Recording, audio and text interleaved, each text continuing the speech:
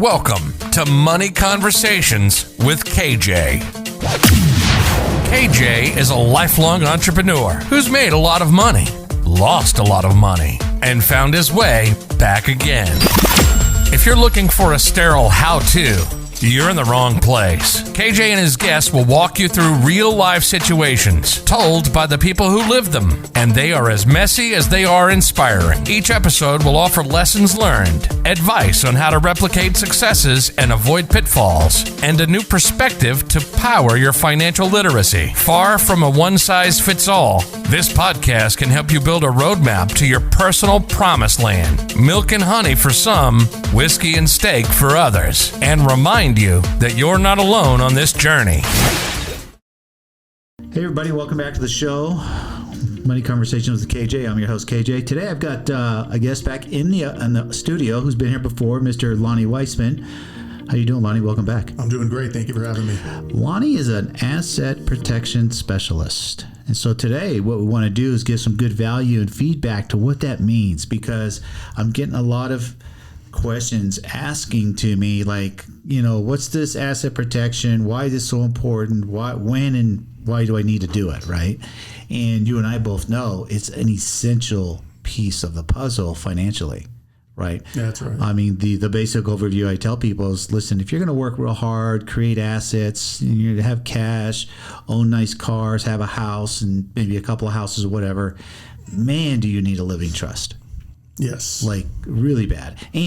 But you and I were just talking that you don't need to wait until you have all of those things to do this, right? That's right. Yeah, they can be accumulated over a period of time, but having that trust in place in the beginning, so that way you can just continue to add to that trust over time, is definitely the best plan of action. Exactly. So for you guys that are out there, and age has nothing to do with this. Maybe you're a late bloomer financially and you're in your 40s or something before you actually start accumulating some type of assets. And assets are going to be like cold cash that you've got parked in the bank, you know, 5, 10, 20, 100,000, whatever it may be. And in today's world, a nice car is worth money, right? You could have a 60, 80, 100,000 plus dollar car. That's a really nice asset.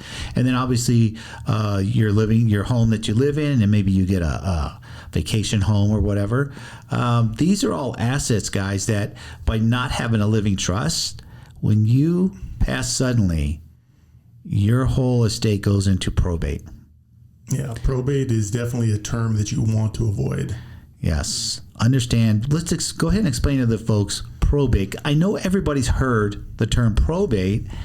I don't think everybody 100% understands probate. Go ahead and break it down for them. Yeah, Kevin, that's a great topic that you want to start this off with, because most people don't have an understanding of probate. And the reason they don't have an understanding of probate, because it happens to be a topic that most people just generally don't want to cover and talk about.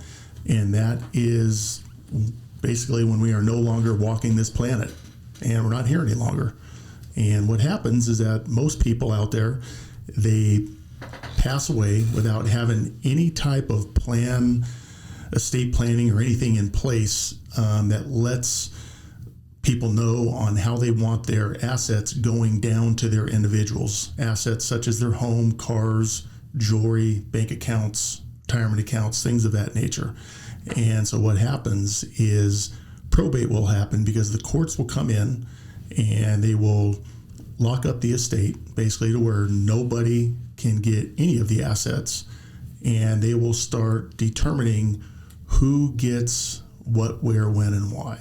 So let's start right there, because, you know, I hear stories, people go, oh man, my grandfather just passed and he was worth, like, he had a lot of money and a nice house. And they're thinking in their minds, I'm going to get some money. That's what they're thinking, right? Yes. And they don't know that, hey, you know what? Your grandfather did awesome. He was a great person. He did not have a living trust. Right. Grandpa could have passed all of that net worth down to his loved ones. Right, but what happens is, so you're expecting something, right? Grandpa left me money, left me his house, left whatever, and then you're notified, wait a minute, yes, your grandfather passed, but he didn't have a living trust. You are now officially in what's called probate. And these people go, probate? Well, I heard of it, but what is that, right?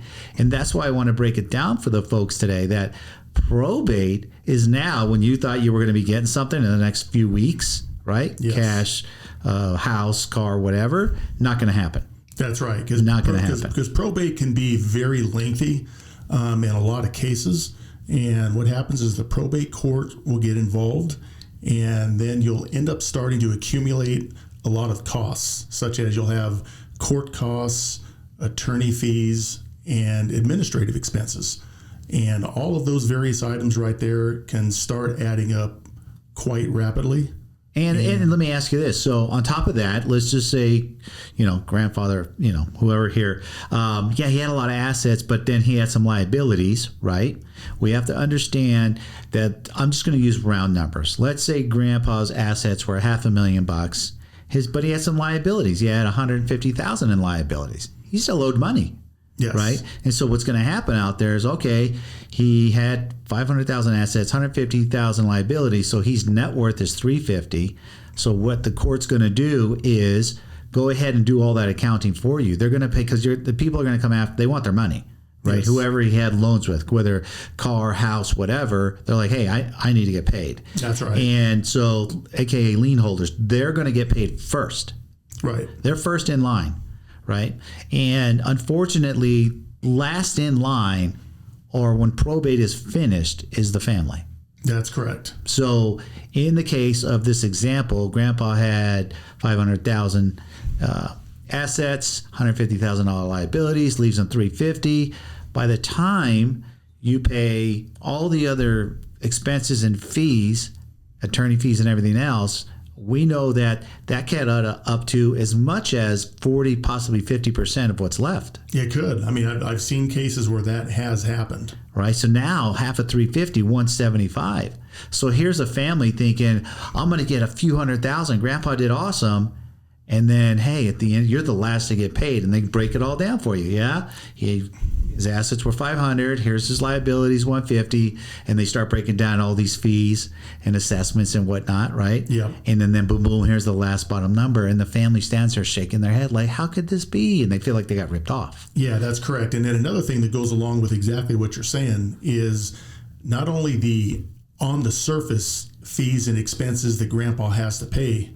Or the uncle has to pay. What ends up happening here is that since it is going into probate, that is now public information and public knowledge. So now all of a sudden, his estate can end up being challenged by anybody and everybody out there. So you could have somebody coming right out of the woodworks claiming that they're a lost long cousin and that he ended up promising him whatever asset it was, whether it's a bank account, the collector's car, or whatever it is that amounts to a good chunk of change. Right. And now all of a sudden you've got a challenge to this probate case here, which is not only going to end up making it stretch out for a longer period of time, but it's also going to increase the cost because now you know what happens whenever cases get drawn out. Right.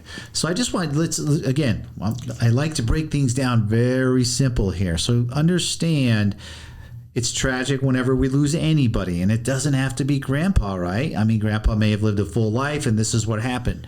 But the whole purpose of creating these trusts, right, is to protect the family.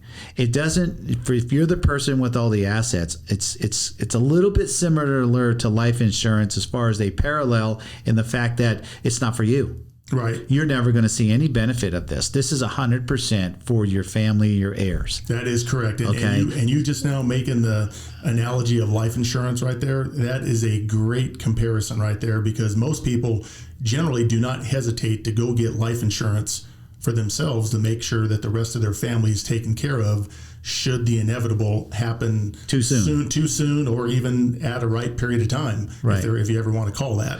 But the setting up a living trust is basically the same type of a component to where you're setting it up to ensure that your family members are taken care of by the assets that you have accumulated throughout your lifetime. So let's tell the folks about, unlike life insurance, which is a monthly bill, all right? Now, depending if you're term a whole life, you're going to do it for a certain amount of time, 15, 20, 30 years versus whole life, you're going to pay until you die, right? Now, a living trust, though, is a one-time fee. That's right. Yeah, you pay for the living trust one time. There's no renewal that you have to do on it every year to keep it up and running like you would a business entity, or like you just made mention of, there's no monthly premium like you would an insurance policy. The only thing that you would ever have to pay for, again, over a period of time would be what is known as an amendment. Should a major change in your life take place, such as you have a new family member added, a new child born, or more assets. More assets, yeah. So, Jen, let's just average across the board, because there's going to be people listening here from all over. What do you think would be an average of, like, okay, hey, Mr. Jones opened up his living trust 5 years ago, and hey, he started, doing some investing, and he's like, oh man, my wealth has really grown. I bought a larger house worth a lot more money. I got to go in there and do these amendments, right? Yep. What can he expect a fee to that to be? He's looking at probably like $150. Couple $100. Yeah, and once again, like we made mention just a few minutes ago, that's a one-time fee. So he's going to pay for that one amendment, and he's done. So let's look at it this way, guys. If you're out there, let's say, listen, you're young. Let's say you're in your 20s and you're doing really well because you got yourself educated, got yourself a good career going, you're making money, you're bought a home, car, have cash. You're like, I've got to get me a living trust, and I'm 28 years old or whatever. It's real likely that between, say, 28 and 65 or 70, you're going to keep accumulating assets / cash that you might end up going and doing these amendments every couple, 2, maybe 3 years, right? But I don't want anybody to be scared, like, oh man, I got to go do that again. It's going to cost me all this money and blah, blah, blah. No, it's not a lot of money here. 150, depending where you're at, guys, and always check with whoever you're going to open these accounts with. And Lonnie's a great person to do that, and you can do it anywhere U.S. That you're talking $150, $200 to protect yourself. Because talk to the folks. Let's say someone goes. Let's do a scenario here. I want people to really understand this. Let's say you've got 28-year-old John Doe, and he's got $200,000 in assets, house, car, cash. Let's say at 35 he's worth another $250. He doesn't do any amendments yet. Now he's 45. And unfortunately, he passes. The original estate was set up with the $200,000, not his true worth at that $500,000. What happens in court now? Yeah, now all of a sudden you have half of his estate that's going to go through probate. Ah, so it can be split. Yes, because what happened is that, once again, what you ended up making mention of is don't be afraid to pay that very small nominal amendment charge, which most attorneys out there that do work of this nature, they charge a lot more than that, because you usually end up paying per page, per amendment, and per hour, right? With most law firms out there. And so therefore, a very nominal charge that you would end up incurring by doing this would save you an exorbitant, or rather not save you, but it would end up saving your family members an exorbitant amount of costs on the passing down of those assets to avoid that probate. So I think the lesson here is this, guys. You're going to have to put a number on this, right? You're going to have to tell yourself, hey, I'm just going to use an example. For every $50,000 more in assets that I accumulate, I'm going to go do an amendment. Now, again, that's just a number. You may say, I'll do it for every 100. You may say, I'll do it for every 125. You may say you'll do it for every 25,000. It's totally up to you, right? But remember, whatever that number is that you've amended to, and then you haven't between the next one, and unfortunately something happens and you pass, the difference there goes into probate. That's correct. And keep in mind here, too, that for all you folks out there, is that if you happen to have a specific type of an asset, like a brokerage account or something of that nature, to where those assets continue to keep on growing, right, you don't need to continue to keep getting an amendment to your living trust as those assets grow, because you already have the brokerage account itself in the trust. Okay. So just because you're gaining wealth does not mean you end up having to amend your living trust just because you're gaining wealth.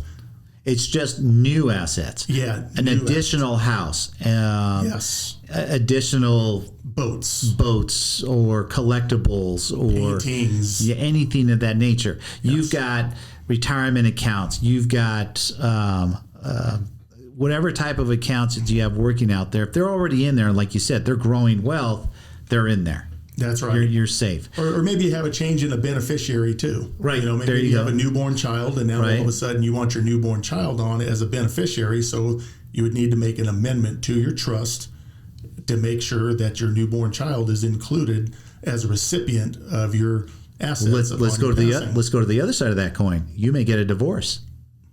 That's right. You want to take the divorcee off. That's correct. So you'd want to end up having that. You'd want to get a so that's an amendment. So if you want to remove a stepchild, right. So people who, if you got divorced, any of those types of things, I think it's really, really cheap insurance to do that. And I would think that unless you're really aggressively accumulating assets, it's nothing you're doing on a regular basis. Just understand and remember, like, it's part of. Anytime you in your life you have changes such as I bought a second or third house, whatever it may be, jewelry or paintings or collectibles, like I better go add those in my trust. Yes. Or I got divorced, I better take my divorce, whether it's the wife or the husband, I better take them out. And even then I would think in the divorce that they're going to split assets there anyway. They're going to go to the divorce attorney. He's going to, well, we have living trust. Well, great. Let's go see what's in it. Then you guys are going to, it's your rules. You get to do what you want. Hey, I'm going 50-50, 60-40, whatever, you guys want to do when you split those things. So let's break it to the folks. This is a revocable living trust because there's different types of trust out there, guys. Yes. And so you can't just use the word, you can't walk into an attorney's office or an asset protection specialist and say, hey, I need a trust. Because that's like saying, I need a car. Well, great, you need a car. What kind of car? Right? That's what they're going to ask you. So, well, what kind of trust do you want? What are you looking to do? Kind of thing. So the revocable living trust is the first trust that you would want to get. Yes, without a doubt. There are other trusts if and when you start accumulating a lot more wealth. Yeah, correct? that would fall into some advanced planning strategies and structuring that would take place. But definitely the living trust should be in everybody's foundation for their estate plan. Anybody who has kids and any kind of assets should have one. And so real quick, I'm thinking, I don't know that we mentioned on average, I know what you charge. Let's share with the folks, your company, what you charge and where you can do this. Because I know I've got listeners all over the world right now. And so if they don't live, I'm pretty sure you told me before, you just only do it in the United States. Yes. Okay, so if you're outside the United States, recommendations, what? Find an attorney?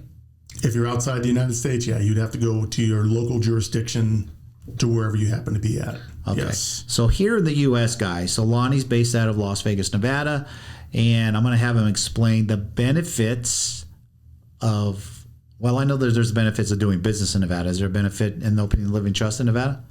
No, because what happens is they have to have it formed in their own state. In their own state. But the big benefit that we end up doing for the client is that we end up making their trust flexible and portable for them. So that means if they happen to up and move let's from break their own that state, down. Let's break down flexible and portable. So they're going to go walk into Mr. Attorney's office or asset protection specialist in whatever other state, explain what you do here that makes maybe they get more value out of their dollar. No, they get way more value for their dollar. A lot more benefits that go into their trust with us than most other companies out there. And one of the major ones out there is making it portable, because when you have a living trust, it is getting set up based upon the jurisdiction in which you live. Whether it's California, Georgia, Florida, What do the folks do? There's a lot of folks out there, and I don't know, we'll just pick Dallas, Texas, that live in Dallas and they have vacation homes, let's say in Louisiana, another state. How do they set that up? So you have your AKA vacation home or second home in a separate state. Do you have to open two different separate trusts? No, absolutely not. Okay. All right. So the two types were the transferable, were you saying? You're talking about portable. Portable. Yeah, you're referring to portable. Yeah, it's the trust is portable. What does that mean? That means if they were to move from one state to another, okay, they do not need to close and shut down the original trust and open up a new one in their new state.